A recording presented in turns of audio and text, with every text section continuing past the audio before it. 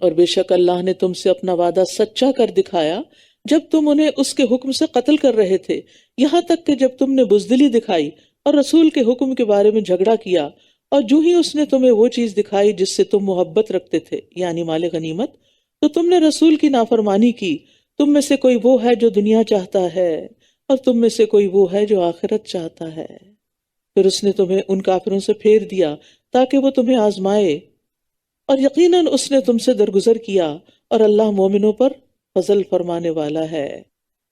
مومنوں پر اللہ کا فضل کیسے ہوتا ہے کہ مومن کے حق میں اللہ کا جو فیصلہ بھی ہوتا ہے وہ خیر کا ہی فیصلہ ہوتا ہے، یعنی چاہے وہ بظاہر خیر ہو یا بظاہر مصیبت بھی نظر آ رہی ہو۔ اللہ تعالیٰ اگر انہیں خوشحالی دیتا ہے تو وہ شکر ادا کرتے ہیں، اور اللہ تعالیٰ شاکرین کو بہترین بدلہ دیتے ہیں۔ اگر انہیں تکلیف آتی ہے تو صبر کرتے ہیں، اور اللہ تعالیٰ صبر کرنے والوں سے محبت کرتا ہے۔ اور یہاں یہ یاد رکھیے کہ اللہ کی نافرمانی اور جھگڑا کرنا اللہ کی مدد میں رکاوٹ بننے کا سبب ہے۔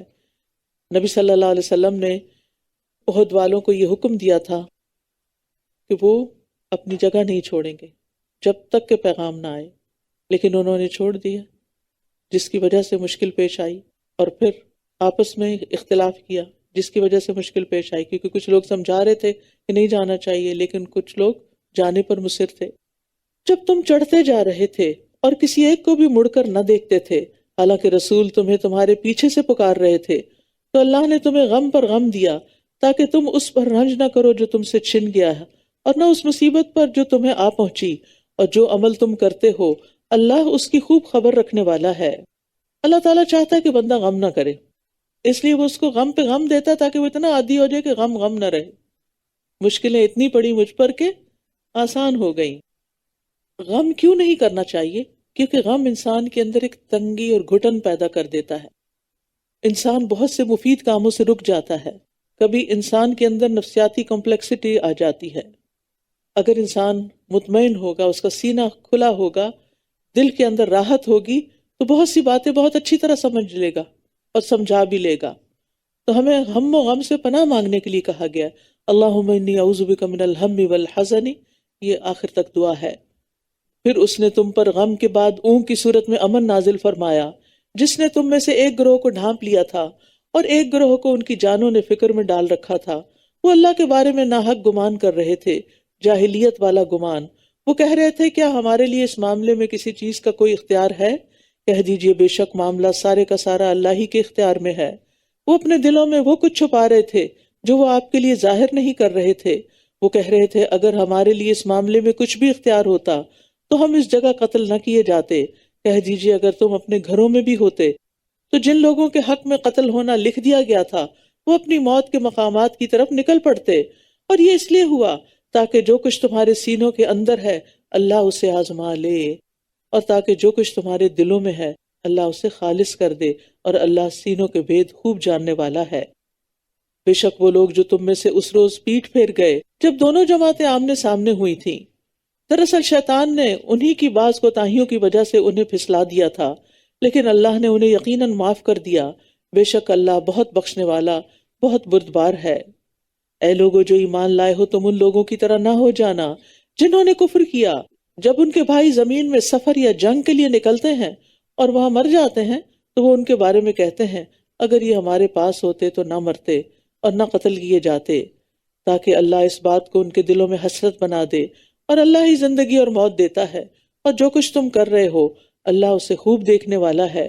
اور اگر تم اللہ کے راستے میں قتل کر دیے گئے یا مر گئے تو اللہ کی طرف سے ملنے والی بخشش اور رحمت اس سے کہیں بہتر ہے جو مال و متاع یہ جمع کر رہے ہیں۔ اور اگر تم مر گئے یا قتل کر دیے گئے تو ضرور اللہ ہی کی طرف تم سب اکٹھے کیے جاؤ گے، یعنی مرنا تو ہے ہی۔ انسان یہ دیکھے کہ کس راستے میں مر رہا ہے، کیونکہ اس سے فرار ممکن نہیں، اللہ سے بھاگنے کی کوئی جگہ نہیں۔ اینما تکونوا یدرککم الموت، جہاں بھی ہوگے موت تمہیں آ دبوچے گی، پکڑ لے گی، اور موت ہی ذریعہ ہے اللہ سے ملاقات کا۔ لہٰذا عقل مند انسان اس کی تیاری کرتا ہے، بھاگتا نہیں ہے، اپنے آپ کو بھلاتا نہیں ہے اور شغل میلے میں ڈال کے کہ میں اس غم کو بھلا دوں کہ مرنا ہے ایک دن۔ پھر نبی صلی اللہ علیہ وسلم کو خطاب ہے، وَبِمَا رَحْمَةٍ مِّنَ اللَّهِ لِنْتَ لَهُمْ، پس اے نبی اللہ کی رحمت کے باعث ہی آپ ان کے لیے نرم خو ہیں۔ اور اگر آپ تند خو سخت دل ہوتے تو یہ ضرور آپ کے پاس سے منتشر ہو جاتے۔ ایک لیڈر کو ایسا ہی ہونا چاہیے۔ کیسا؟ نرم دل، نرم خو، وہ تند خو نہ ہو، سخت دل نہ ہو۔ بس آپ ان سے درگزر کیجئے اور ان کے لیے بخشش مانگیے اور اہم معاملات میں ان سے مشورہ کیجئے۔ پھر جب آپ کسی کام کا پختہ ارادہ کر لیں تو اللہ پر توکل کریں، بے شک اللہ توکل کرنے والوں سے محبت کرتا ہے۔ تو یہ آپ کی جو نرمی ہے یہ اللہ تعالیٰ کی طرف سے رحمت ہے۔ فَبِمَا رَحْمَةٍ مِّنَ اللَّهِ، یہ اللہ نے آپ پر خاص رحمت فرمائی۔ تو جن لوگوں کے دل نرم ہوتے ہیں، جو لوگوں سے نرمی سے معاملہ کرتے ہیں، وہ بھی دراصل کیا ہے؟ اللہ کی خاص رحمت میں ہوتے ہیں۔ اور یہ آپ کا خاص وصف تھا کہ آپ تند خو اور سخت مزاج نہیں تھے۔ اور جہاں تک نرمی کا تعلق ہے تو نرمی ہر حال میں فائدہ دیتی ہے۔ نبی صلی اللہ علیہ وسلم نے فرمایا جس گھرانے کو نرمی عطا کی گئی تو وہ ان کے لیے فائدے کا باعث ہے، اور جن سے نرمی روک دی گئی وہ ان کے لیے نقصان کا باعث ہے۔ جس گھر میں نرمی نہیں ہوتی وہاں کوئی آپس کی محبت نہیں ہوتی، ان کا خاندانی نظام بہت کمزور ہوتا ہے۔ إِن يَنصُرْكُمُ اللَّهُ فَلَا غَالِبَ لَكُمْ، اگر اللہ تمہاری مدد کرے تو کوئی تم پر غالب آنے والا نہیں، اور اگر وہ تمہیں چھوڑ دے تو کون ہے جو اس کے بعد تمہاری مدد کرے گا، اور اللہ ہی پر مومنوں کو توکل کرنا چاہیے۔ اتنی خوبصورت بات ہے کہ اللہ کی مدد ہو تو کوئی آپ کو نقصان نہیں دے سکتا، کوئی تم پہ غالب آ ہی نہیں سکتا۔ إِن يَنصُرْكُمُ اللَّهُ فَلَا غَالِبَ لَكُمْ، لیکن اگر اللہ نے تمہیں چھوڑ دیا تو اس کے بعد کوئی مدد کرنے والا بھی نہیں۔ لہٰذا ہر مشکل میں انسان اللہ ہی سے مدد مانگے، کیونکہ اللہ کی مدد ساتھ ہو تو سب مل کر بھی لوگ نقصان پہنچانا چاہیں تو اللہ کے اذن کے بغیر نقصان نہیں پہنچا سکتے۔ پھر فرمایا کسی نبی کے لیے ممکن ہی نہیں کہ وہ مال غنیمت میں خیانت کرے، اور جو کوئی خیانت کرے گا وہ قیامت کے دن اس چیز کو لے کر آئے گا جو اس نے خیانت کی ہوگی، پھر ہر نفس کو اس کی کمائی کا پورا پورا بدلہ دیا جائے گا اور وہ ظلم نہ کیے جائیں گے۔ خائن جو ہے، خیانت کار جو ہے، وہ ایک عظیم کبیرہ گناہ کا ارتکاب کرتا ہے، اور خیانت سے پھر اس کی بڑی بڑی نیکیاں بھی ضائع ہو جاتی ہیں۔ ایک شخص شہید ہوا کسی جنگ میں، تو لوگ کہنے لگے فلاں شہید ہے، تو آپ نے فرمایا ہرگز نہیں، میں نے اسے چادر یا عبا کی چوری کی وجہ سے جہنم میں دیکھا ہے۔ تو مال غنیمت میں خیانت جو ہے وہ شہادت کا اجر بھی ضائع کر دیتی ہے، اور معمولی چیز کی خیانت پر بھی سزا ہے۔ افمن اتبع رضوان اللہ کمن باء بسخط من اللہ ومأواہ جہنم وبئس المصیر، کیا بھلا وہ جو اللہ کی رضا کی پیروی کرے اس کی طرح ہو سکتا ہے جو اللہ کی ناراضگی کے ساتھ پلٹے اور اس کا ٹھکانہ جہنم ہو، اور وہ کتنی بری لوٹنے کی جگہ ہے۔ تو ہمیں اللہ کی ناراضگی کے کاموں سے بھی بچنا چاہیے اور دعا بھی کرنی چاہیے، اللہم انی اعوذ برضاک من سخطک وبمعافاتک من عقوبتک۔ آگے بھی ہے دعا۔ تو یہ جو قرآنی اور مسنون دعاؤں کی کتاب ہے اس میں یہ دعائیں آپ کو مل جائیں گی۔ رمضان اچھا موقع ہے کہ ان میں دعائیں یاد کر کے مانگ بھی لیں۔ اسی طرح ایک اور دعا، اللہم انی اعوذ بک من زوال نعمتک وتحول عافیتک وفجاءۃ نقمتک وجمیع سخطک، تیری ہر طرح کی ناراضگی سے میں تیری پناہ میں آتا ہوں۔ ہم درجات عند اللہ واللہ بصیر بما یعملون، اللہ کے نزدیک وہ مختلف درجوں میں ہیں اور جو عمل وہ کرتے ہیں اللہ اس کو خوب دیکھنے والا ہے۔ اہل جنت کے بھی درجات ہیں، جنت کے 100 درجے ہیں، اور اہل جہنم کے بھی الگ الگ درجے ہیں، اور یہ ان کے اعمال کے مطابق ہوں گے۔ پھر فرمایا لقد من اللہ علی المؤمنین اذ بعث فیہم رسولا من انفسہم یتلو علیہم آیاتہ ویزکیہم ویعلمہم الکتاب والحکمہ وان کانوا من قبل لفی ضلال مبین۔ یقیناً اللہ نے مومنوں پر احسان کیا جب انہی میں سے ایک رسول ان میں بھیجا، وہ انہیں اللہ کی آیات پڑھ کر سناتا ہے اور ان کا تزکیہ کرتا ہے اور انہیں کتاب اور حکمت کی تعلیم دیتا ہے، اور یقیناً اس سے پہلے وہ کھلی گمراہی میں تھے۔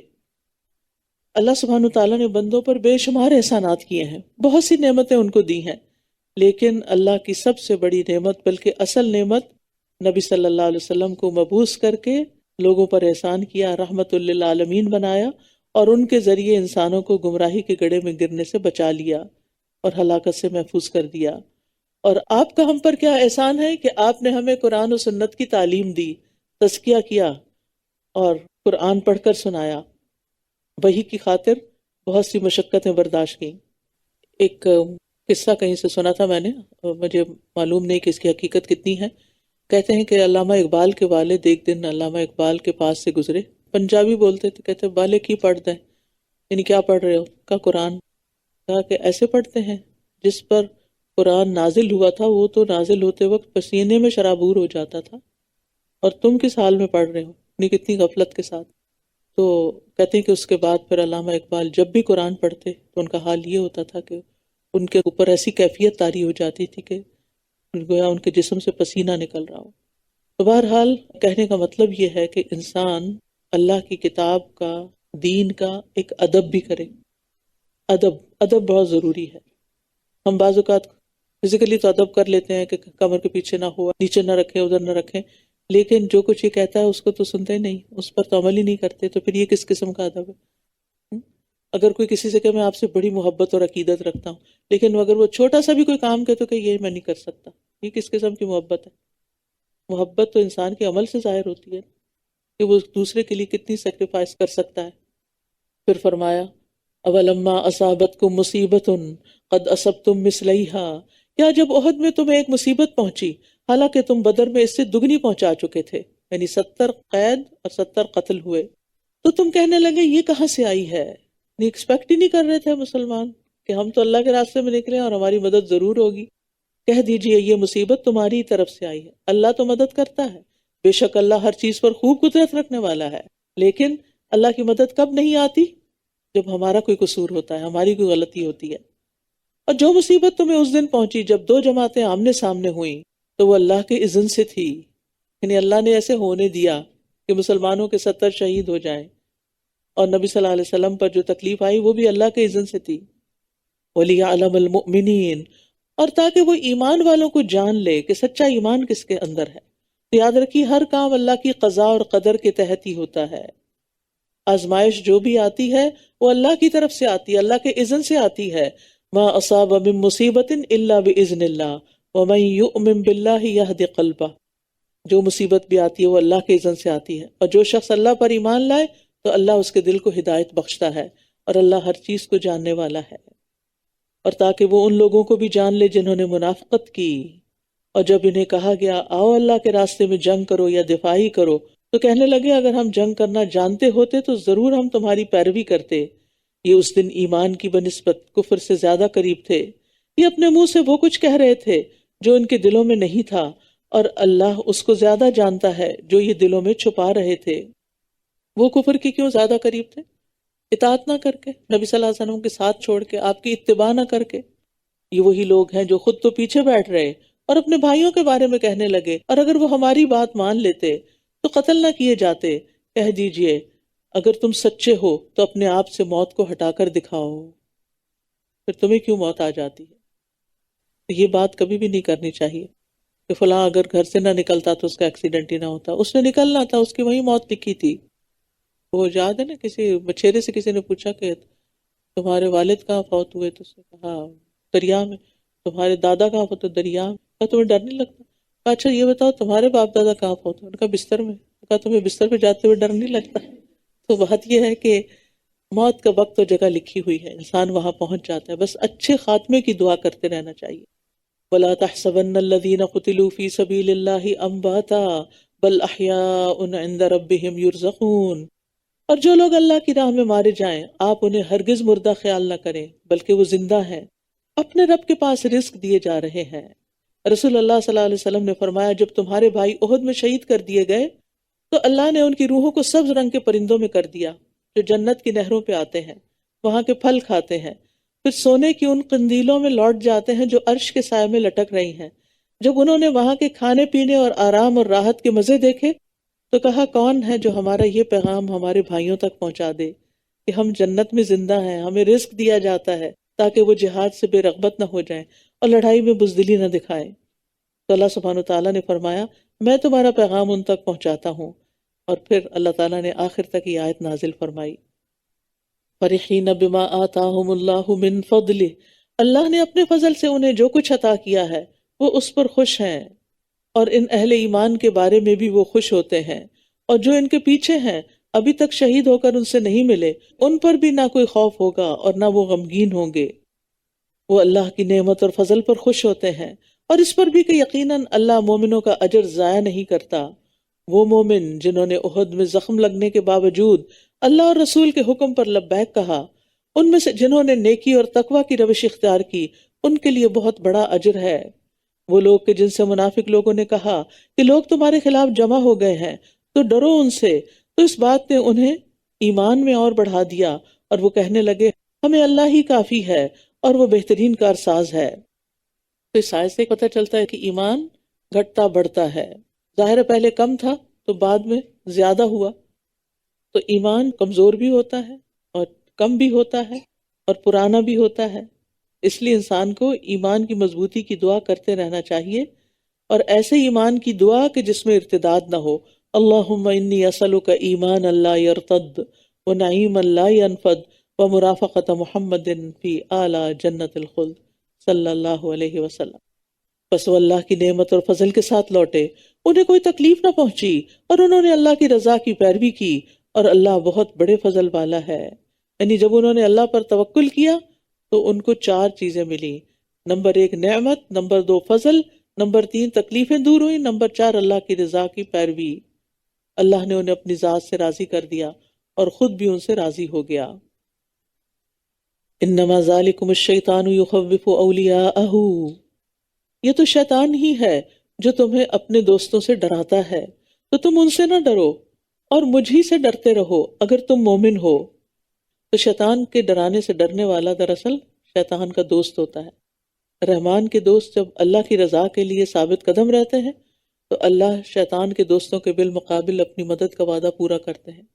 لیکن جو شیطان سے دوستی کرتے ہیں، شیطان اپنا وعدہ پورا نہیں کرتا اور ان کے دل کے اندر خوف پیدا کر دیتا ہے۔ تو ہمیں مخلوق کی بجائے صرف اللہ سے ڈرنا چاہیے۔ اللہ سے ڈرنے والا وہ نہیں جو رو کے اپنی آنکھیں پوچھ لے، بلکہ اللہ سے ڈرنے والا وہ ہوتا ہے جو ہر اس چیز کو چھوڑ دے جس پر عذاب ہوگا۔ تو اللہ کا خوف مطلوب ہے ہم سب سے، مخلوق کی بجائے صرف اللہ سے ڈرنا چاہیے۔ وَإِيَّايَ فَارْهَبُونَ، اور لوگوں کا خوف اپنے دلوں سے نکال دینا چاہیے۔ فَلَا تَخْشَوُا النَّاسَ وَاخْشَوْنِ، تو تم لوگوں سے مت ڈرو اور مجھ سے ڈرو، یعنی اللہ سے ڈرو۔ اور جو لوگ کفر میں بھاگ دوڑ کر رہے ہیں وہ آپ کو غمگین نہ کریں، بے شک وہ اللہ کو ہرگز کچھ بھی نقصان نہیں دے سکتے۔ اللہ چاہتا ہے کہ ان کے لیے آخرت میں کوئی حصہ نہ رکھے اور ان کے لیے بہت بڑا عذاب ہے۔ یقیناً جن لوگوں نے ایمان کے بدلے کفر خرید لیا ہے وہ ہرگز اللہ کا کچھ بھی نہ بگاڑ سکیں گے، اور ان کے لیے دردناک عذاب ہے۔ اور کفر کرنے والے ہرگز یہ نہ سمجھیں کہ جو ڈھیل ہم انہیں دے رہے ہیں وہ ان کے حق میں بہتر ہے، بے شک یہ ڈھیل تو ہم انہیں اس لیے دے رہے ہیں تاکہ وہ گناہوں میں مزید بڑھ جائیں، اور ان کے لیے رسوا کن عذاب ہے۔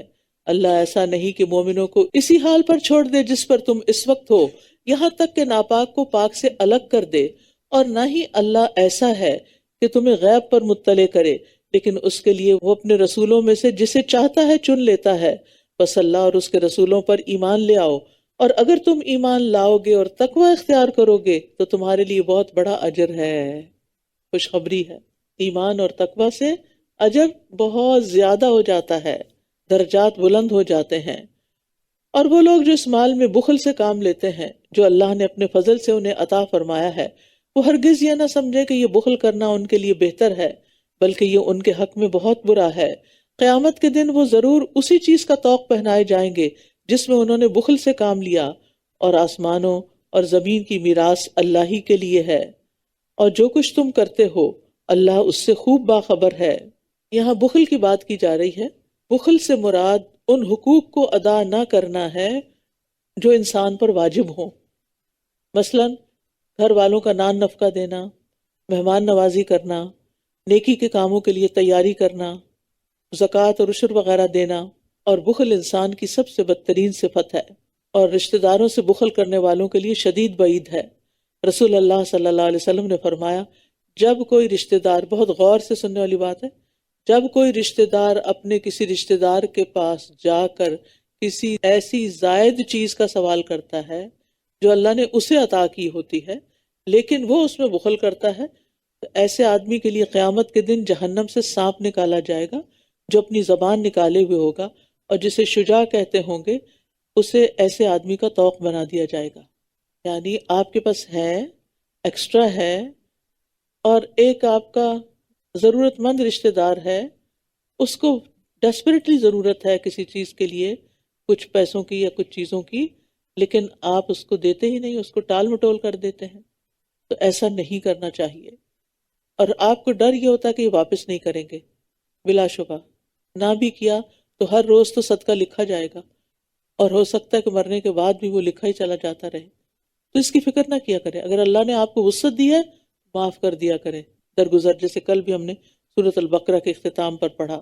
پھر فرمایا لقد سمع اللہ قول الذین قالوا ان اللہ فقیر ونحن اغنیاء، یقیناً اللہ نے ان لوگوں کی بات سن لی جنہوں نے کہا کہ اللہ فقیر ہے اور ہم مالدار ہیں، ہم ضرور لکھ لیں گے جو انہوں نے کہا، اور انبیاء کا ناحق قتل کرنا بھی، اور ہم کہیں گے کہ چکھو مزہ جلانے والے عذاب کا، یہ عذاب اس وجہ سے ہے جو تمہارے ہاتھوں نے آگے بھیجا، اور بے شک اللہ بندوں پر قطعاً ظلم کرنے والا نہیں۔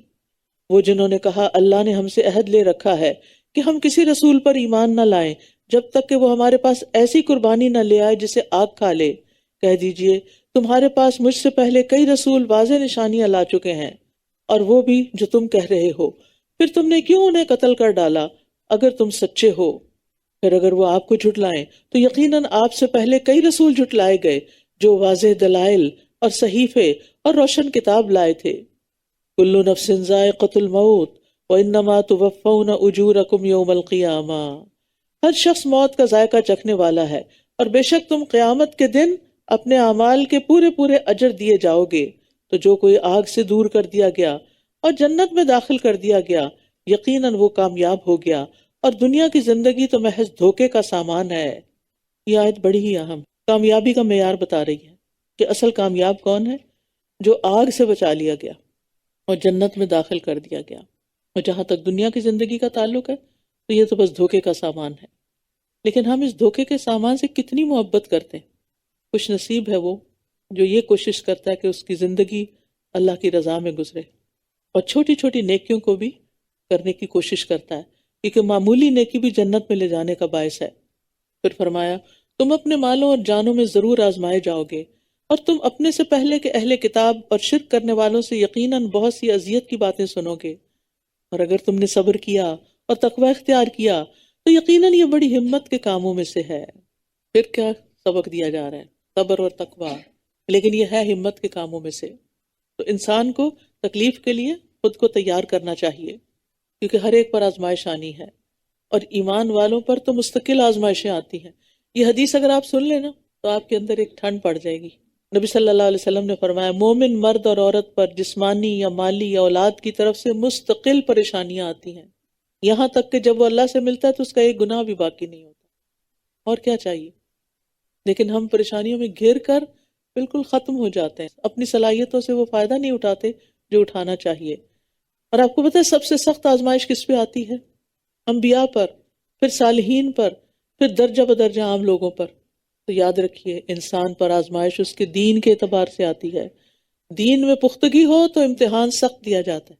جیسے جیسے آپ نے دیکھا ہوگا نا، جو لوگ حالی کوالیفائڈ ہوتے ہیں وہ جب ایک امتحان پاس کر لیتے ہیں تو پھر اگلا، پھر اگلا، پھر اور ہارڈ، پھر اور ہارڈ، پھر ٹاپ پہ پہنچ جاتے ہیں۔ اور اللہ تعالیٰ کسی پر اس کی وسعت سے بڑھ کے بوجھ بھی نہیں ڈالتا۔ اللہ کو پتا ہوتا میرا کون سا بندہ کتنا بوجھ اٹھا سکتا ہے۔ آپ کسی پہ بوجھ لادنے لگیں گے تو آپ نہیں دیکھیں گے کہ اس کی کتنی کیپیسٹی ہے، اللہ بھی دیکھتا ہے کہ کس کی کتنی کیپیسٹی۔ لہٰذا اگر اللہ نے مجھے کسی مشکل میں ڈالا ہے تو اللہ کو پتا ہے کہ میں اس کو اٹھا سکتی ہوں، تو مجھے اللہ پر اعتماد ہونا چاہیے کہ وہ میرے ساتھ ظلم نہیں کر رہا۔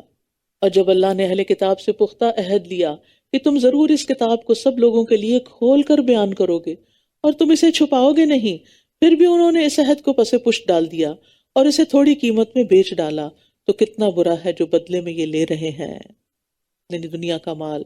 تو یاد رکھیے حق کو چھپانا نہیں چاہیے۔ بعض اوقات لوگ آپ سے ایسا سوال کرتے ہیں کہ آپ کو فکر ہوتی ہے اگر میں نے کہہ دیا کہ یہ کام نہیں کر سکتے تو ناراض ہو جائیں گے۔ ایسے موقع پر نو کہنی بھی آنی چاہیے، کیونکہ اس میں انہی کا بھلا ہے، انہی کا فائدہ ہے۔ ڈاکٹر جب انجیکشن لگاتا ہے یا سرجری کرتا ہے تو اس کو کوئی فائدہ مل رہا ہوتا ہے؟ اس کو تو خون دیکھ کے دل خراب ہی ہوتا ہوگا نا، اور ہماری گندگی نکال کے اس کو کیا فائدہ؟ فائدہ تو ہمیں ہوتا ہے۔ اسی طرح جب انسان کسی کو اچھی بات بتائے اور وہ نہ مانے تو یہ اس کی آزمائش ہوتی ہے، تکلیف ہوتی ہے، لیکن یہ یاد رکھنا چاہیے کہ جس کو بتایا جا رہا ہے آپ اس کا فائدہ کر رہے ہیں، آپ اس کو نقصان نہیں دے رہے. آپ ہرگز ان لوگوں کو کامیاب نہ سمجھیں جو اپنے کیے پر خوش ہوتے ہیں اور وہ پسند کرتے ہیں کہ ان کاموں پر بھی ان کی تعریف کی جائے جو انہوں نے کیے ہی نہیں. تو آپ ہرگز انہیں عذاب سے نجات پانے والا نہ سمجھیں، اور ان کے لیے دردناک عذاب ہے. کام کر کے اس پہ اترانا، بوسٹنگ کرنا، اور جو نہیں کیے ان پہ تعریف چاہنا، یہ نفاق کی علامت ہے. ایسے لوگ اللہ کے لیے نہیں کرتے. تو یہ منافقین کی صفت ہے. سچے مومن اس سے آگے ہوتے ہیں.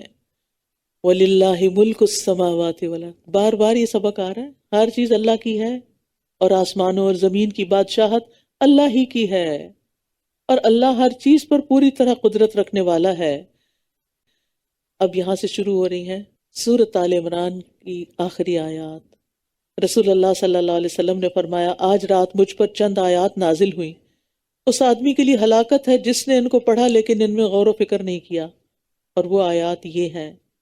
نبی صلی اللہ علیہ وسلم رات کو جب جاگتے تو مسواک اور وضو کر کے یہ آیات پڑھا کرتے سورت کے اختتام تک.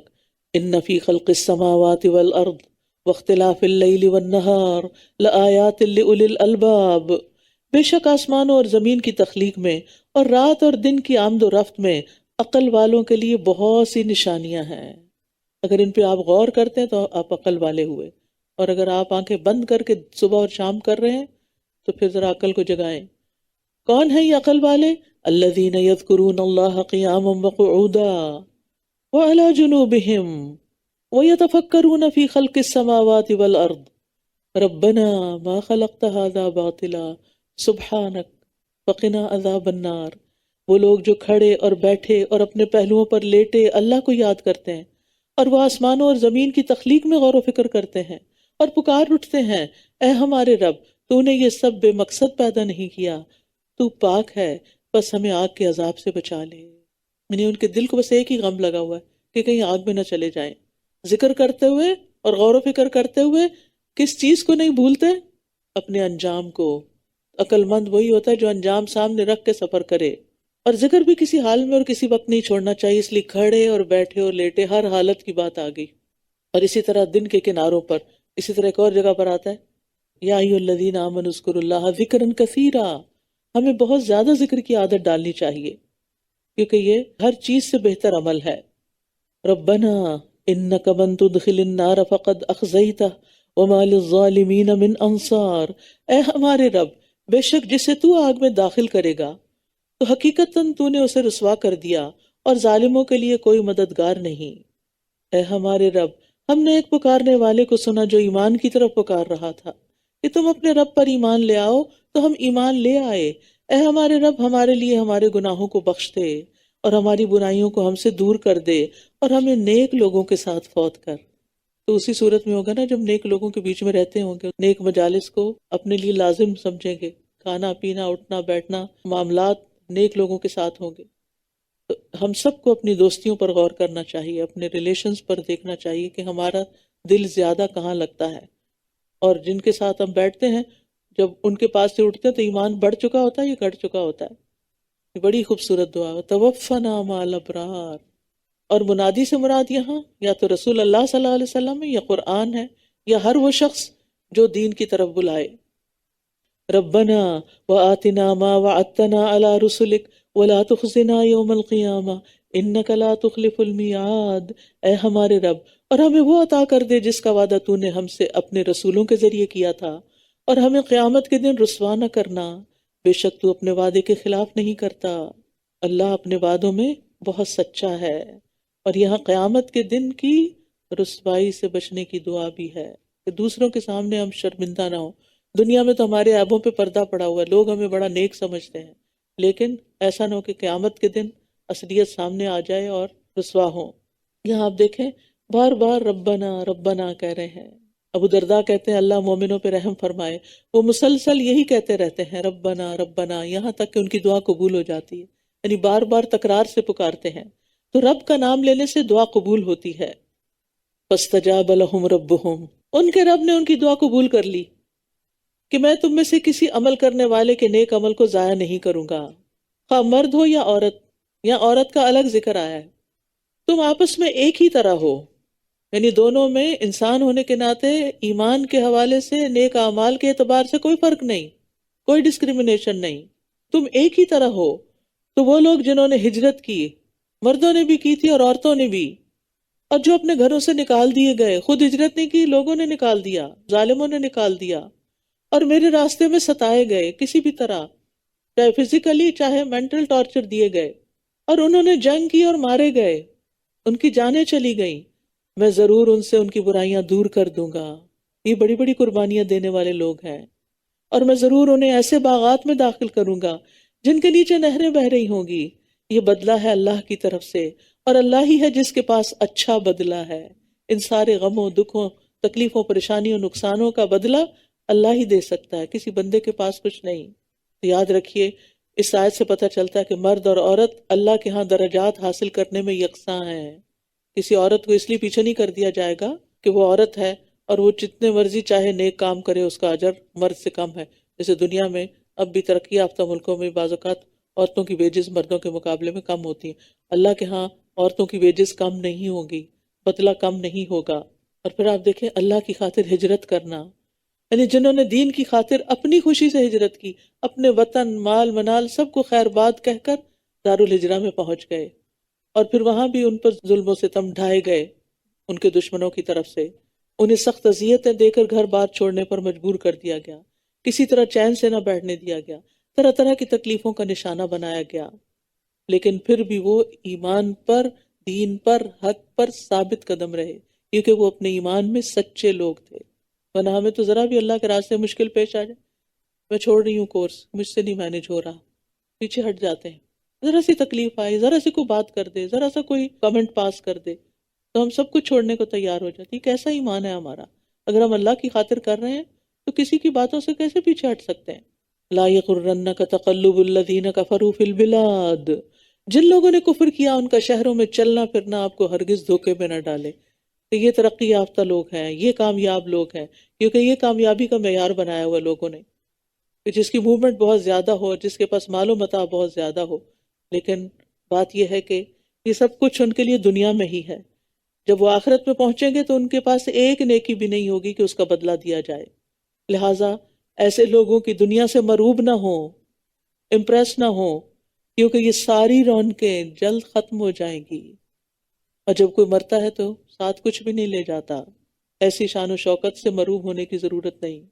متاع قلیل ثم مأواہم جہنم وبئس المہاد، یہ تھوڑا سا فائدہ ہے، چند دن کا فائدہ ہے، پھر ان کا ٹھکانہ جہنم ہے، اور وہ کتنا برا ٹھکانہ ہے۔ رسول اللہ صلی اللہ علیہ وسلم نے فرمایا، اگر اللہ کے ہاں دنیا کی قدر و قیمت مچھر کے پر کے برابر بھی ہوتی تو وہ اس میں سے کسی کافر کو پانی کا ایک گھونٹ بھی نہ پلاتا۔ یہ دنیا جس کی قدر و قیمت مچھر کے پر کے برابر بھی نہیں، تو اس میں اگر کسی کے پاس ڈھیروں مال و متاع بھی ہو تو کوئی بڑی بات نہیں، اس پر ریجھنا نہیں چاہیے۔ لیکن وہ لوگ جنہوں نے اپنے رب کا تقوی اختیار کیا، ان کے لیے ایسے باغات ہیں جن کے نیچے نہریں بہتی ہیں، وہ ان میں ہمیشہ رہنے والے ہیں، یہ اللہ کی طرف سے مہمانی ہے، اور نیک لوگوں کے لیے جو کچھ اللہ کے پاس ہے وہ بہت بہتر ہے۔ اور بے شک اہل کتاب میں سے کچھ ایسے بھی ہیں جو اللہ پر ایمان لاتے ہیں، اور اس پر جو تمہاری طرف نازل کیا گیا، اور اس پر بھی جو ان کی طرف نازل کیا گیا تھا، اللہ کے لیے عاجزی اختیار کرنے والے ہیں، اللہ کی آیات کو تھوڑی سی قیمت کے عوض بیچ نہیں ڈالتے۔ ایسے ہی لوگوں کا اجر ان کے رب کے پاس ہے، بے شک اللہ جلد حساب لینے والا ہے۔ تو اہل کتاب میں سے جو لوگ سچے مسلمان ہوئے، یہ ان کی صفات بیان کی جا رہی ہیں کہ وہ اللہ سے ڈرنے والے ہیں، یعنی ایمان لا کر، اور اللہ کی آیات کے بدلے دنیاوی مفاد حاصل نہیں کرتے۔ نصارہ میں ایسے لوگ زیادہ تھے، یہود میں کم تھے۔ یا ایھا الذین آمنوا اصبروا وصابروا ورابطوا واتقوا اللہ لعلکم تفلحون، اے لوگو جو ایمان لائے ہو، صبر کرو اور مقابلے میں مضبوط رہو اور ڈٹے رہو، اور اللہ کا تقوی اختیار کرو تاکہ تم کامیاب ہو جاؤ۔ تو یہاں صبر کی پھر بات آ گئی۔ تو اس بارے کا اور اس صورت کا اصل میسج کیا ہے؟ صبر اور تقوی، تبھی کامیابی۔ وَاعْلَمْ أَنَّ النَّصْرَ مَعَ الصَّبْرِ، اور صبر اللہ کی اطاعت میں استقامت دکھا کر، گناہوں کی خواہش کو دبا کر، تکلیفوں کو برداشت کر کے، تقدیر کے فیصلوں پر راضی ہو کے، یہ سب صبر ہوتا ہے۔ اور پھر یہاں سرحدوں کی حفاظت کی بات بھی کی گئی، رابطو، تو ہمیں جغرافیائی سرحدوں کے ساتھ ساتھ نظریاتی سرحدوں کی حفاظت بھی کرنی چاہیے. اپنے دین کے جو بنیادی عقائد ہیں ان کی حفاظت بھی لازم ہے. اور صبر اور تقوی ایک دوسرے کے لیے لازم و ملزوم ہے. جس کے اندر تقوی ہوتا ہے اس کو صبر آ ہی جاتا ہے. صبر کا نہ ہونا تقوی کے نہ ہونے کی علامت ہوتی ہے. سورۃ النساء. بسم اللہ الرحمن الرحیم. یا ایہا الناس اتقوا ربکم الذی خلقکم من نفس واحدہ وخلق منها زوجها وبث منهما رجالا كثيرا ونساء واتقوا الله الذي تساءلون به والأرحام إن الله كان عليكم رقيبا. وآتوا اليتامى أموالهم ولا تتبدلوا الخبيث بالطيب ولا تأكلوا أموالهم إلى أموالكم إنه كان حوبا كبيرا. وإن خفتم ألا تقسطوا في اليتامى فانكحوا ما طاب لكم من النساء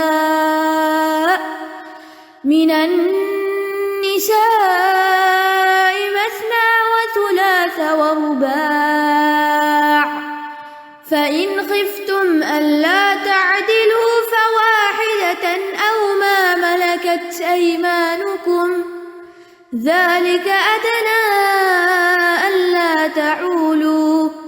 وآتوا النساء صدقاتهن نحلة فإن طبن لكم عن شيء منه نفسا فكلوه هنيئا مريئا. سورۃ النساء طوال صورتوں میں سے ہے، یعنی طویل لمبی صورتوں میں سے ہے. نبی صلی اللہ علیہ وسلم نے فرمایا مجھے تورات کی جگہ طوال 7 دی گئی ہیں، یعنی 7 لمبی صورتیں، اور ان صورتوں کو سیکھنے والا عالم ہے. آپ نے فرمایا جو شخص قرآن کی ابتدائی 7 صورتیں حاصل کر لے وہ بہت بڑا عالم ہے، یعنی خوب اچھی طرح سمجھ کر پڑھ لے. یا ایھا الناس اتقوا ربکم الذی خلقکم من نفس واحدہ، اے لوگو اپنے رب سے ڈرو جس نے تمہیں ایک جان سے پیدا کیا اور اسی سے اس کا جوڑا بنایا، اور ان دونوں سے بہت سے مرد اور عورتیں دنیا میں پھیلا دیے. اور اللہ سے ڈرو جس کا واسطہ دے کر تم ایک دوسرے سے حقوق کا سوال کرتے ہو، اور رشتہ داریاں کاٹنے سے بھی بچو، بے شک اللہ تم پر پوری طرح نگران ہے. اس آیت سے پتہ چلتا ہے کہ تمام لوگ آدم کی اولاد ہیں. من نفس واحدہ، ساری نسل انسانی آئی ہے، اور پھر انہی سے حضرت حوا پیدا کی گئیں. تو یہ آیت تمام انسانوں کے درمیان ایک انسانی رشتہ پیدا کرتی ہے کہ سب آدم علیہ السلام کے بچے ہیں، لہٰذا ہر انسان سے خیر خواہی کرنی چاہیے، ہر ایک سے اچھا سلوک کرنا چاہیے، کوئی مسلم ہو نان مسلم ہو، کوئی اپنا ہو کوئی پرایا ہو، کوئی کسی رنگ کا ہو کسی زبان کا ہو. اور یہاں اس کلچر میں رہتے ہوئے تو آپ کو ہر طرح کے لوگوں سے واسطہ پڑتا ہے، جس کو بھی آپ دیکھیں کہیں آدم کی اولاد میں سے ہے. اس لحاظ سے ہمارا کہیں نہ کہیں سے کوئی رشتہ داری ہے، اس سے ہمیں نہیں پتہ لیکن یہ بھی ہمارا رشتہ داری ہے. اور پھر خاص طور پر صلہ رحمی کی اہمیت کو اجاگر کیا گیا کہ جو قریب کے رشتے ہیں ان کو جوڑ کے رکھو، اور پھر اگر وہ اچھا سلوک نہ بھی کریں تب بھی تم رشتہ داروں سے اچھا سلوک کرو. آپ صلی اللہ علیہ وسلم نے فرمایا بدلے میں صلہ رحمی کرنا صلہ رحمی نہیں ہے، بلکہ صلہ رحمی کرنے والا وہ ہے کہ جب اس کے ساتھ رشتہ کاٹا جا رہا ہو تب بھی وہ صلہ رحمی کرے، تب بھی وہ جوڑے. پھر فرمایا اور یتیموں کے مال ان کو دے دو، اور تم ناپاک مال کو پاک سے تبدیل نہ کرو، اور ان کے مال اپنے مالوں کے ساتھ ملا کر کھا نہ جاؤ، یقیناً یہ بہت بڑا گناہ ہے. تو مطلب یہ ہے تتبدلو، اپنا حلال مال چھوڑ کر یتیم کا مال نہ لو، یہ تمہارے لیے حرام ہے. اور یتیم کی پرورش کرنے پر اور اس کا خیال رکھنے پر بہت بڑا اجر بھی ہے. یعنی یتیم کو دھوکہ دینا، اس کا مال کھانا جرم ہے، تو اس کا خیال رکھنا بہت بڑی نیکی ہے. نبی صلی اللہ علیہ وسلم نے فرمایا اپنے یا کسی دوسرے کے یتیم بچے کی پرورش کرنے والا، کسی رشتہ دار کے یا غیر رشتہ دار کے میں اور وہ جنت میں اس طرح ہوں گے بشرطے کہ وہ اللہ سے ڈرتا ہو۔ امام مالک نے شہادت والی اور درمیانی انگلی سے اشارہ کیا، یعنی دو کو اکٹھا کیا۔ آپ صلی اللہ علیہ وسلم نے فرمایا جس نے کسی اپنے یا دوسرے آدمی کے یتیم بچے کو اپنے ساتھ ملا لیا، یعنی اس کی پرورش کی، تربیت کی، یہاں تک کہ اللہ اسے غنی کر دے، وہ جوان ہو جائے، اپنے پاؤں پہ کھڑا ہو جائے، تو اس کے لیے جنت واجب ہو جاتی۔ اس لیے جن خواتین کے بچے نہیں ہوتے اور وہ بچہ اڈاپٹ کرنا چاہتی ہیں تو وہ کوشش کریں کہ یتیم بچہ لیں، تاکہ یتیم کو پالنے کا اجر و ثواب بھی مل جائے، اس کے بدلے میں جنت۔ کیونکہ ہم عام طور پر بچہ کیوں اڈاپٹ کرنا چاہتے ہیں؟ تاکہ ہمارا سہارا بنے نا، دنیا کا فائدہ سوچتے ہیں، لیکن آپ آخرت کا فائدہ سوچ کر ان بچے کو اڈاپٹ کریں۔ اور یہ ضروری نہیں کہ جن کے بچے نہیں وہی اڈاپٹ کریں، وہ بھی کر سکتے ہیں جن کے بچے ہیں۔ اور اگر تمہیں ڈر ہو کہ تم یتیم لڑکیوں سے انصاف نہ کر سکو گے تو دوسری عورتوں میں سے جو تمہیں پسند آئیں، 2 اور 3 اور 4 سے نکاح کر لو۔ پھر اگر تمہیں ڈر ہو کہ ان کے درمیان عدل نہ کر سکو گے تو ایک ہی بیوی کافی ہے، یا تمہارے دائیں ہاتھ جن کنیزوں کے مالک ہوئے، یہ زیادہ مناسب ہے کہ تم ناانصافی کر کے ایک کی طرف جھک نہ جاؤ۔ دور جاہلیت میں خواتین سے شادی کرنے پر تعداد پہ کوئی پابندی نہیں تھی۔ بعض لوگ جب اسلام لائے تو 10 بیویاں تھیں ان کے پاس، تو نبی صلی اللہ علیہ وسلم نے ان کو باقی کو طلاق دینے کا حکم دیا، اور پھر اقصی حد یعنی آخری حد مقرر کر دی کہ اس سے زیادہ شادی نہیں کر سکتے۔ یہاں پر یہ حکم نہیں دیا جا رہا بلکہ ایک مسئلے کا حل بتایا جا رہا ہے۔ وَآتُوا النِّسَاءَ صَدُقَاتِهِنَّ نِحْلَةً فَإِن طِبْنَ لَكُمْ عَن شَيْءٍ مِّنْهُ نَفْسًا فَكُلُوهُ هَنِيئًا مَرِيئًا، اور عورتوں کو نکاح کے وقت ان کے مہر خوش دلی سے دیا کرو، پھر اگر وہ خود اپنی خوشی سے کوئی چیز تمہارے لیے مہر میں سے چھوڑ دیں تو اسے خوشگواری اور مزے سے کھاؤ۔ یہاں عورت کے حق کے مہر کا واجب ہونا پتہ چل رہا ہے۔ اور دور جاہلیت میں لوگ عورتوں کا مہر خود رکھ لیتے تھے، یعنی والدین خود رکھ لیتے تھے اور انہیں کچھ نہیں دیتے تھے، یا پھر مرد حضرات دیتے ہی نہیں تھے، کہہ دیتے لیکن اس کے بعد ادا نہیں کرتے۔ یہاں یہ بھی رخصت دی گئی ہے کہ عورت اگر خوشی سے معاف کر دے تو پھر مرد لے سکتا ہے، لیکن اگر عورت شوہر کی بد اخلاقی یا برے برتاؤ کی وجہ سے یا بے رخی کی وجہ سے معاف کرے کہ چلو میں اپنا مال معاف کرتی ہوں تاکہ اس کا رویہ مجھ سے اچھا ہو جائے، اور شوہر اس کو خوشی سے قبول کر لے، تو پھر یہ اس آیت کے خلاف ہوگا، کیونکہ عورت خوشی سے نہیں دے رہی، صرف خوشی سے دیا ہوا مال ہی لیا جا سکتا ہے۔ اور اسی طرح اگر کوئی دھوکہ دے کے مہر معاف کروا لے اور پھر طلاق دے دے تو یہ بھی جائز نہیں۔ نبی صلی اللہ علیہ وسلم نے ایک آدمی سے فرمایا نکاح کرو خواہ لوہے کی انگوٹھی دے کر، یعنی زیادہ نہیں بھی دے سکتے تو کچھ نہ کچھ تو دینا ہی ہوگا۔ اور اپنے مال نادان لوگوں کے حوالے مت کرو جن کو اللہ نے تمہارے لیے قیام زندگی کا ذریعہ بنایا ہے، اور انہیں اس میں سے کھلاؤ اور پہناؤ اور ان سے بھلی بات کرو۔ یہاں ناسمجھ لوگوں کی صفحاء کی بات کی گئی ہے کہ وہ لوگ جو منی مینجمنٹ نہ جانتے ہوں مال ان کے حوالے نہ کرو، کیونکہ وہ مال کو ضائع کر دیں گے، تو پھر تم ذمہ دار خود ہوگے۔ اور ایسے بندوں کی دعا بھی قبول نہیں ہوتی۔ حدیث میں آتا ہے وہ آدمی جس نے بے وقوف یعنی ایسے ناتجربہ کار شخص کو مال دے دیا، حالانکہ اللہ نے فرمایا وَلَا تُؤْتُوا السُّفَهَاءَ أَمْوَالَكُمْ، اپنے مال بے وقوفوں کے حوالے نہ کرو، تو حدیث کی ابتدا میں فرمایا 3 قسم کے آدمی دعا کرتے ہیں لیکن ان کی دعا قبول نہیں ہوتی، تو ایسے لوگوں کی بھی نہیں ہوتی۔ یہ جب ہماری دعائیں قبول نہ ہونا تو ہمیں اپنے اعمال پر نظر ڈالنی چاہیے کہ ہم نے کہاں کہاں غلطیاں کی ہوئی ہیں، اور ان کی اصلاح پہ لگ جانا چاہیے۔ اور یتیموں کو آزماتے رہو یہاں تک کہ وہ نکاح کی عمر کو پہنچ جائیں، پھر اگر تم ان میں سمجھ بوجھ پاؤ تو ان کے مال ان کے حوالے کر دو، اور تم ان مالوں کو اسراف سے اور جلدی کرتے ہوئے مت کھاؤ، اس ڈر سے کہ وہ بڑے ہو جائیں گے۔ اور جو سرپرست خود مالدار ہو تو اسے یتیموں کے مال سے بچنا چاہیے، اور جو مالی طور پر محتاج ہو تو اسے معروف طریقے سے کھانا چاہیے۔ پھر جب تم ان کے مال ان کے سپرد کر دو تو ان پر گواہ ٹھہرا لو، اور حساب لینے کے لیے اللہ کافی ہے۔ اور بلوغت کی عمر تک جب پہنچ جائیں اور سمجھدار ہو جائیں تو پھر مال دے سکتے ہیں۔ اور بلوغت کی نشانی کیا ہے؟ مرد کے لیے احتلام اور عورت کے لیے حیض کی علامت۔ للرجال نصیب مما ترک الوالدان والاقربون، مردوں کے لیے اس ورثے میں سے ایک حصہ ہے جو والدین اور قریبی رشتہ دار چھوڑ جائیں، اور عورتوں کے لیے بھی اس ورثے میں سے ایک حصہ ہے جو والدین اور قریبی رشتہ دار چھوڑ جائیں، خواہ ورثہ کم ہو یا زیادہ، یہ ایک طے شدہ حصہ ہے۔ دور جاہلیت میں لوگ عورتوں کو وراثت میں حصہ نہیں دیتے تھے، یہاں اللہ تعالیٰ نے تاکید کر دی کہ ان کا بھی حصہ ہے۔ اور وراثت کی تقسیم کے وقت جب غیر وارث رشتہ دار اور یتیم اور مسکین موجود ہوں تو انہیں اس میں سے کچھ نہ کچھ دے دو، اور اگر نہ دے سکو تب بھی ان سے بھلے طریقے سے بات کرو، قولوا لهم قولا معروفا۔ اور یہ ہر موقع پر انسان یاد رکھے، بعض اوقات انسان کسی کی مدد نہیں کر سکتا، لیکن اچھی طرح بات تو کر سکتا ہے نا۔ اور ان لوگوں کو جو وراثت کی تقسیم میں ناانصافی کریں، ڈرنا چاہیے کہ اگر وہ خود اپنے پیچھے ناتواں اولاد چھوڑ جاتے تو انہیں ان کے بارے میں کتنا اندیشہ لاحق ہوتا، لہٰذا انہیں چاہیے کہ وہ اللہ سے ڈریں اور درست بات کریں۔ ان الذین یأکلون اموال الیتامی ظلما انما یأکلون فی بطونہم نارا وسیصلون سعیرا، بے شک وہ لوگ جو یتیموں کے مال ظلم کرتے ہوئے کھا جاتے ہیں، یقیناً وہ اپنے پیٹوں میں آگ بھر رہے ہیں اور ان قریب وہ بھڑکتی ہوئی آگ میں جلیں گے۔ چاہے یتیم ان کی سرپرستی میں ہو یا وہ کسی یتیم خانے میں کام کرتے ہوئے یتیموں کا مال ہڑپ کر رہے ہیں، کرپشن کا شکار ہیں، تو یتیم کا مال کھانا کبیرہ گناہوں میں سے ہے، اس کا حق مارنا حرام ہے۔ پھر وراثت کی تقسیم کے بارے میں بتایا گیا تفصیل سے۔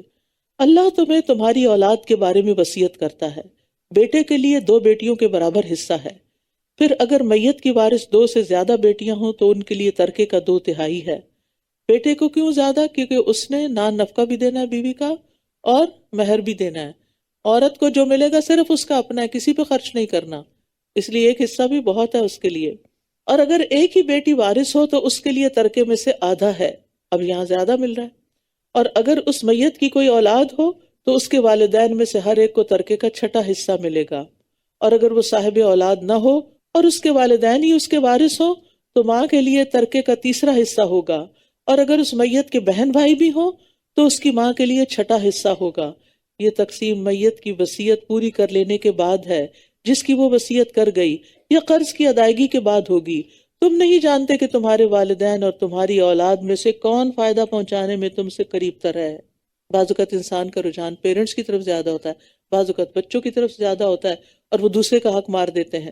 تو ایسی صورت میں اللہ کے حکم پر عمل کرنا چاہیے، نہ کہ اپنی خواہشات اور جذبات کے مطابق فیصلہ۔ یہ تقسیم اللہ کی طرف سے کیا ہے؟ ایک فریضہ ہے۔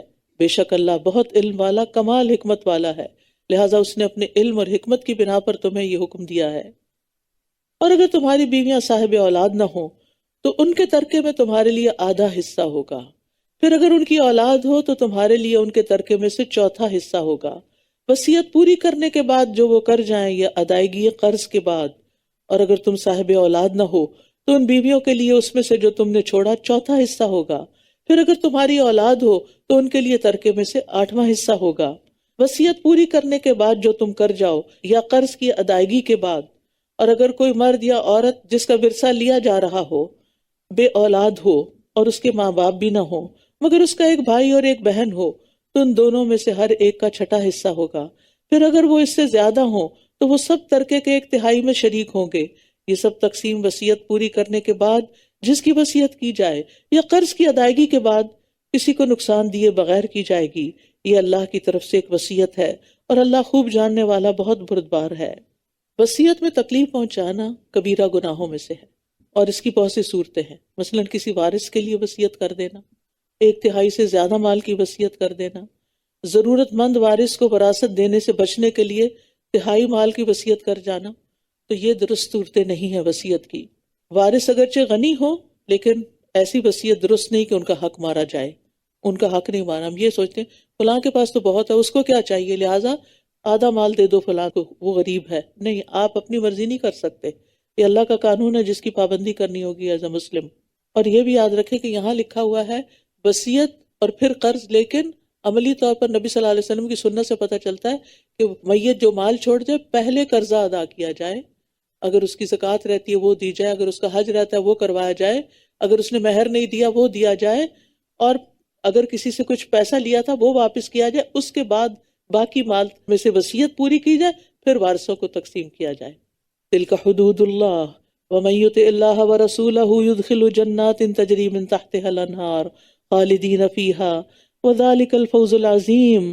یہ اللہ کی حدود ہیں، اور جو کوئی اللہ اور اس کے رسول کی اطاعت کرے گا وہ اسے ایسے باغات میں داخل کرے گا جن کے نیچے نہریں بہتی ہیں، وہ ان میں ہمیشہ رہنے والے ہیں، اور یہ بہت بڑی کامیابی ہے۔ وراثت اللہ کی حدود ہیں، اور جو کوئی اللہ اور اس کے رسول کی نافرمانی کرے گا اور اس کی مقرر کردہ حدود سے تجاوز کرے گا وہ اسے آگ میں داخل کرے گا جس میں وہ ہمیشہ رہے گا، اور اس کے لیے رسوا کن عذاب ہے۔ تو وراثت کی تقسیم میں ڈنڈی نہیں مارنی چاہیے، اس سے انسان کی آخرت رزق پہ آ جاتی ہے۔ اور تمہاری عورتوں میں سے جو بے حیائی یعنی زنا کا ارتکاب کرے تو ان کے اس جرم پر اپنے مردوں میں سے 4 گواہ طلب کرو، پھر اگر وہ گواہی دے دیں تو ان کو سزا کے طور پر گھروں میں روک رکھو یہاں تک کہ انہیں موت آ جائے یا اللہ ان کے لیے کوئی اور راستہ بنا دے۔ اور تم میں سے وہ 2 مرد جو اس برائی کا ارتکاب کریں تو ان دونوں کو ایذا دو، پھر اگر وہ دونوں توبہ کر لیں اور اصلاح کر لیں تو ان سے اعراض برتو، بے شک اللہ بہت توبہ قبول کرنے والا نہایت رحم کرنے والا ہے۔ زنا جیسے گناہ کے بعد بھی توبہ کا دروازہ کھلا ہے، بے شک اللہ کی ذمہ تو ان لوگوں کی توبہ قبول کرنا ہے جو جہالت اور نادانی کی وجہ سے برائی کا ارتکاب کرتے ہیں، لا علمی میں جذبات سے مغلوب ہو کر پھر جلد ہی موت سے پہلے توبہ کر لیتے ہیں، تو یہی وہ لوگ ہیں جن پر اللہ مہربان ہوتا ہے اور اللہ بہت علم والا بہت حکمت والا ہے۔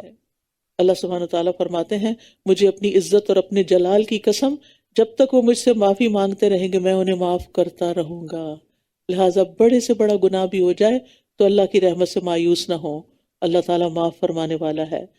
اور توبہ قبول نہیں ہوتی ان لوگوں کی جو برے عمل کرتے رہتے ہیں، یہاں تک کہ جب ان میں سے کسی ایک کو موت آتی ہے تو وہ کہتا ہے بے شک میں اب توبہ کرتا ہوں، اور نہ ہی توبہ کی قبولیت ان لوگوں کے لیے ہے جو کفر کی حالت میں مر جاتے ہیں، یہی وہ لوگ ہیں جن کے لیے ہم نے دردناک عذاب تیار کر رکھا ہے۔ اے لوگو جو ایمان لائے ہو، تمہارے لیے حلال نہیں کہ تم زبردستی بیوہ عورتوں کے وارث بن بیٹھو، اور نہ ہی انہیں ناپسند ہونے کے باوجود اس لیے روک رکھو کہ تم نے انہیں جو مہر دیا ہے اس کا کچھ حصہ واپس لے لو، مگر یہ کہ وہ کھلی بے حیائی کا ارتکاب کریں اور ان کے ساتھ بھلے طریقے سے گزر بسر کرو، وعاشروہن بالمعروف۔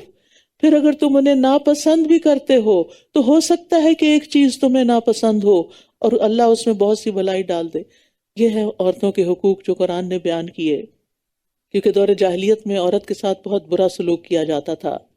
اور اگر تم ایک بیوی کی جگہ دوسری بیوی بدل کر لانے کا ارادہ کر لو اور تم نے ان میں سے کسی کو ڈھیروں مال بھی دے رکھا ہو تو اس میں سے کچھ بھی واپس مت لو، کیا تم بہتان لگا کر اور کھلے گناہ سے اس کو لوگے؟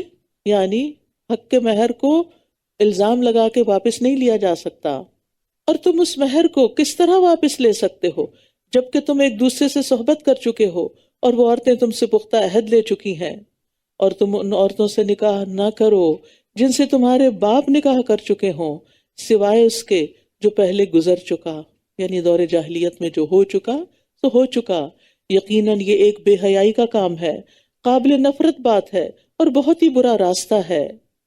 حرمت علیکم امہاتکم وبناتکم واخواتکم وعماتکم وخالاتکم وبنات الاخ وبنات الاخت، تم پر نکاح کے لیے حرام کر دی گئیں تمہاری مائیں، تمہاری بیٹیاں اور تمہاری بہنیں اور تمہاری پھپھیاں اور تمہاری خالائیں اور تمہارے بھائیوں کی بیٹیاں یعنی بھتیجیاں اور تمہاری بہنوں کی بیٹیاں یعنی بھانجیاں اور تمہاری وہ مائیں جنہوں نے تمہیں دودھ پلایا ہو رضائی مائیں، اور تمہاری رضائی بہنیں اور تمہاری بیویوں کی مائیں ساسیں، اور تمہاری وہ زیر پرورش بیٹیاں جو تمہاری ان بیویوں میں سے ہیں جن سے تم دخول کر چکے ہو یعنی پچھلے شوہر سے جو آئیں۔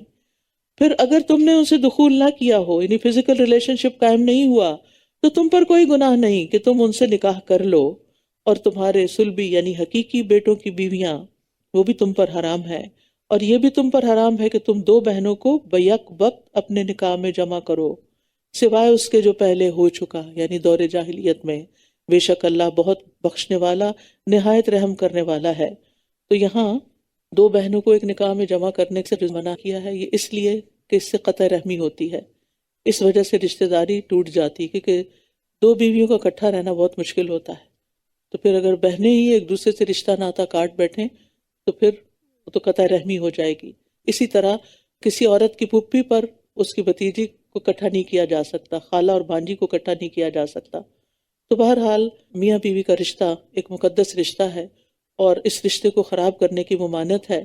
رسول اللہ صلی اللہ علیہ وسلم نے فرمایا، جو شخص کسی عورت کو اس کے شوہر کے خلاف بھڑکائے یا غلام کو اس کے آقا کے خلاف بھڑکائے وہ ہم میں سے نہیں۔ اور جہاں تک ان رشتوں کا تعلق ہے تو یہ سارے ہی محترم رشتے ہیں، محرم رشتے ہیں، ان کا احترام لازم ہے، ان سے نکاح منع ہے۔ وآخر دعوانا ان الحمد للہ رب العالمین۔ سبحانک اللہم وبحمدک اشہد ان لا الہ الا انت استغفرک و اتوب الیک۔ السلام علیکم ورحمۃ اللہ وبرکاتہ۔